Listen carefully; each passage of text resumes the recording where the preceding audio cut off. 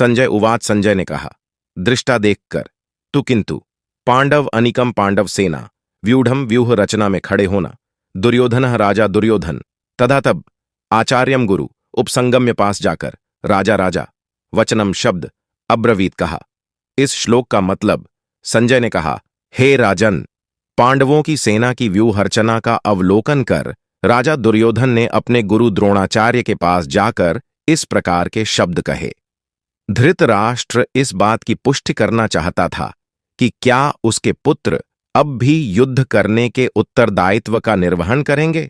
संजय धृतराष्ट्र के इस प्रश्न के तात्पर्य को समझ गया और उसने ऐसा कहकर कि पांडवों की सेना व्यूह रचना कर युद्ध करने को तैयार है, यह पुष्टि की कि युद्ध अवश्य होगा।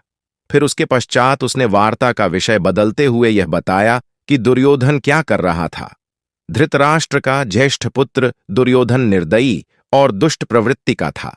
धृतराष्ट्र के जन्म से अंधा होने के कारण व्यावहारिक रूप से हस्तिनापुर के शासन की बागडोर दुर्योधन के हाथों में थी। वह पांडवों के साथ अत्यधिक ईर्ष्या करता था और कठोरता से उनका दमन करना चाहता था ताकि वह हस्तिनापुर पर निर्विरोध शासन कर सके। उसने यह कल्पना की थी कि पांडव कभी भी इतनी विशाल सेना एकत्रित नहीं कर सकते जो उसकी सेना का सामना कर सके, किंतु अपने आकलन के विपरीत पांडवों की विशाल सेना को देखकर दुर्योधन व्याकुल और हतोत्साहित हो गया।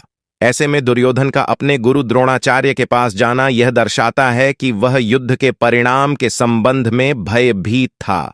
वह द्रोणाचार्य के प्रति अपना आदर प्रकट करने का ढोंग करते हुए उनके पास गया, किंतु वास्तव में वह अपनी चिंता को कम करना चाहता था। इसलिए उसने अगले श्लोक से आरंभ होने वाले 9 श्लोकों में इस प्रकार से कहा।